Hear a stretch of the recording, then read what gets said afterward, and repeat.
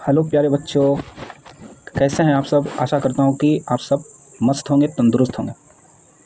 आज हम देखते हैं फिजिक्स में chapter first reflection of light का मोस्ट आपका इम्पोर्टेंट जो वीवीआई जो आपका ऑब्जेक्टिव होता है क्वेश्चन, उसको हम लोग इसमें देखने वाले हैं। और जो आपका 2012 से 2025 तक जो भी सवाल आपका पूछा गया है उसको हम इसमें शामिल किए हैं और आपको एग्ज़ाम के लिए काफ़ी इम्पोर्टेंट है। क्वेश्चन नंबर फर्स्ट में लिखा है प्रकाश की किरण गमन करती है, तो इसका राइट आंसर क्या हो जाएगा। तो इसका आपका आंसर हो जाएगा कि प्रकाश जो है वो आपका सीधी रेखा में गमन करती है। तो आपका आंसर हो जाएगा ए, राइट आंसर हो जाएगा। अगले क्वेश्चन की ओर अगर हम यहाँ पे देखें तो क्या है, प्रकाश की किरणों का जो पथ होता है उसको दर्शाने वाला जो चित्र होता है उसको क्या नाम देते हैं। तो इसका आपका राइट आंसर हो जाएगा किरण आरेख, उसको हम लोग नाम देते हैं। तो ऑप्शन आपका ए हो जाएगा राइट आंसर। अगले सवाल की अगर हम यहाँ पर चलें तो क्या है, लिखा है कि प्रकाश के किरणों के समूह को क्या कहते हैं। तो जो आपका प्रकाश का जो क्या होता है, किरण जो होता है उसको हम लोग नाम देते हैं किरण पुंज। तो आपका आंसर हो जाएगा किरण पुंज, आंसर आपका बी हो जाएगा। अगले सवाल की अगर यहाँ पे चले हम तो क्या है, अगले सवाल में लिखा है प्रकाश के परावर्तन के कितने नियम होते हैं। तो जैसा कि आप लोग को मालूम होगा कि प्रकाश के परावर्तन के 2 नियम होता है। तो आपका आंसर बी हो जाएगा। ठीक है, प्रकाश के परावर्तन के 2 नियम होते हैं, आंसर आपका बी हो जाएगा। अगले सवाल की ओर अगर हम चलें यहाँ पे तो क्या है, लिखा है किस दर्पण से वस्तु का बड़ा प्रतिबिंब जो है ठीक है बनता है। तो आपका आंसर इसमें हो जाएगा अवतल दर्पण। अवतल दर्पण में जो आपका होता है उसमें जो इमेज होता है वो वस्तु से हमेशा क्या होता है, बिग होता है, ठीक है, बड़ा होता है। तो आंसर आपका हो जाएगा अवतल दर्पण में आपका राइट आंसर। अगले सवाल की ओर अगर हम यहाँ पे चले तो क्या है, लिखा है किस दर्पण से हमेशा वस्तु से छोटा प्रतिबिंब बनता है। तो आपका इसका राइट आंसर क्या हो जाएगा, उत्तल दर्पण हो जाएगा। बी आपका आंसर हो जाएगा उत्तल दर्पण।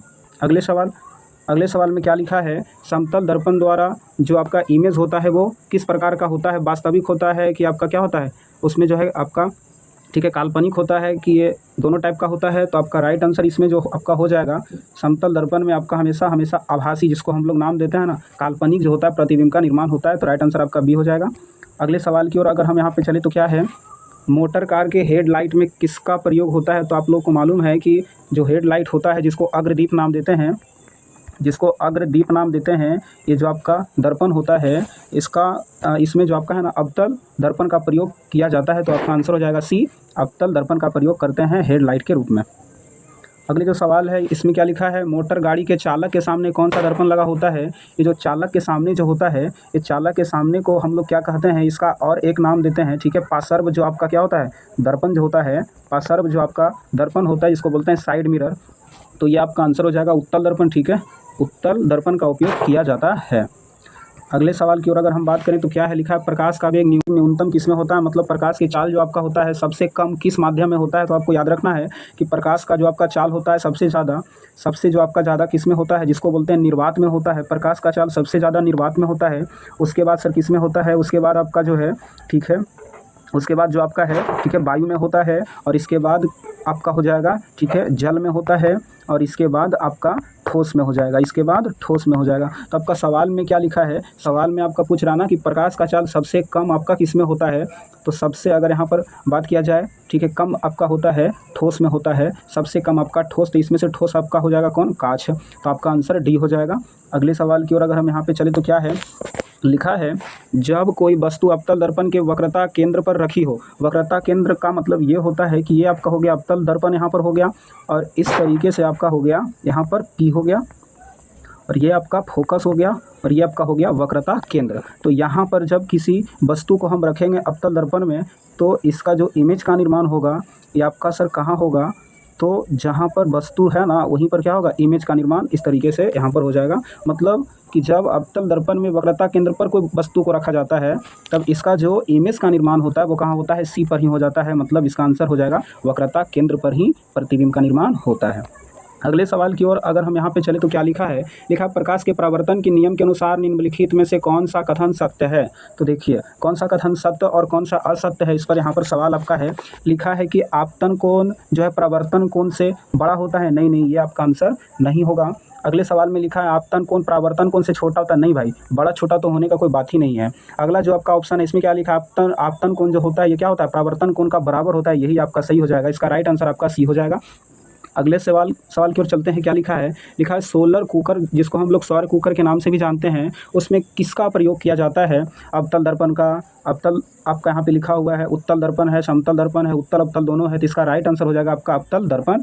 जो सौर कुकर होता है उसमें अवतल दर्पण का प्रयोग किया जाता है। अगले सवाल की ओर अगर हम यहाँ पे चले तो क्या इसमें लिखा है, वह गोलीय दर्पण जो बाहर की ओर उभरा हुआ होता है। भाई बाहर की ओर जो उभरा हुआ होता है, बाहर की ओर जो उभरा हुआ होता है कुछ इस तरह का होता है, इसको सर क्या नाम देते हैं। तो ऐसा जो आपका दर्पण होता है उभरा हुआ होता है, ध्यान रखना, आपका हो जाएगा उत्तल दर्पण। और जो इस तरीके से होता है इसको हम लोग मानते हैं कि दबा हुआ या धंसा हुआ होता है, इसको नाम देते हैं अवतल दर्पण। इसका नाम क्या देते हैं, अवतल दर्पण। और ये आपका क्या होता है, उत्तल दर्पण होता है, उत्तल दर्पण होता है। तो इसमें आपका लिखा था कि बाहर की ओर उभरा हुआ होता है, तो राइट आंसर आपका हो जाएगा उत्तल। उत्तल जो होता है आपका उभरा हुआ होता है। अगले सवाल की ओर अगर चले तो इसमें क्या लिखा है, इनमें कौन दर्पण सूत्र है। तो आपको मालूम होगा कि जो आपका क्या होता है, दर्पण सूत्र जो होता है इसका फॉर्मूला होता है 1/u आपका, ठीक है। 1/u क्या होता है, +1/v और इक्वल में 1/f होता है। तो कौन सा ऑप्शन में आपको नज़र आ रहा है, 1/u और 1/v और 1/f, आपका आंसर आपका ए हो जाएगा। ऑप्शन नंबर ए आपका सही आंसर होता है। अगले सवाल की ओर चले क्या लिखा है, अगले सवाल में लिखा है निर्वात में प्रकाश की चाल क्या होता है। तो आपको मालूम होगा कि जो निर्वात में प्रकाश की चाल होता है सबसे ज़्यादा होता है, ठीक है। आपका निर्वात में जो चाल होता है वो सबसे ज़्यादा होता है। और इसमें जो आपका चाल कितना होता है, तो 3 × 10⁸ मीटर पर सेकेंड। तो आपका राइट आंसर ए हो जाएगा।